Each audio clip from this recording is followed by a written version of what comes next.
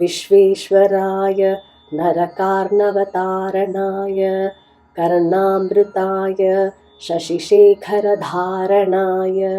कर्पूरकान्तिधवलाय जटाधराय दारिद्र्यदुःखदहनाय नमः शिवाय गौरीप्रियाय रजनीशकलाधराय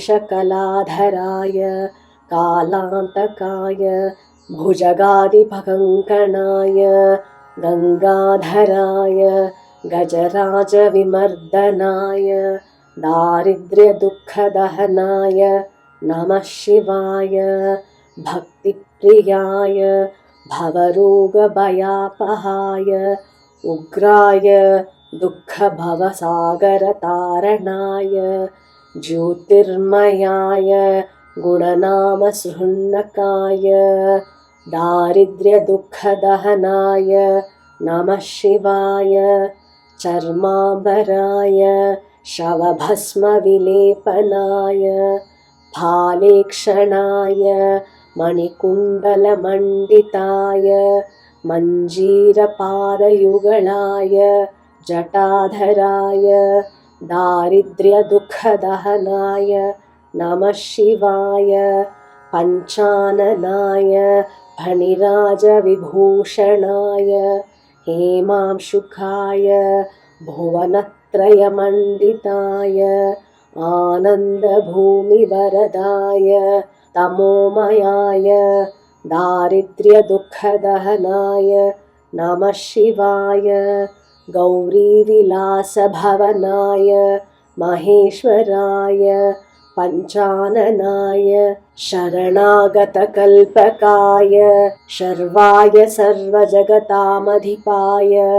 दारिद्र्यदुःखदहनाय नमः शिवाय भानुप्रियाय भवसागरतारणाय कालान्तकाय कमलासनपूजिताय नेत्रत्रयाय शुभलक्षणलक्षिताय दारिद्र्यदुःखदहनाय नमः शिवाय रामप्रियाय रघुनाथवरप्रदाय नागप्रियाय नरकार्णवतारणाय पुण्येषु पुण्यभरिताय सुरार्चिताय दारिद्र्यदुःखदहनाय नमः शिवाय मुक्तेश्वराय फलदाय गणेश्वराय गीतप्रियाय वृषभेश्वरवाहनाय मातङ्गचर्मवसनाय महेश्वराय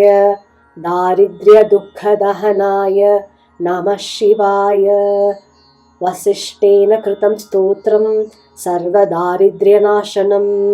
सर्वसम्पत्करं शीघ्रं पुत्रपौत्रादिवर्धनम् इति श्री वसिष्ठकृत दारिद्र्यदहनस्तोत्रम्।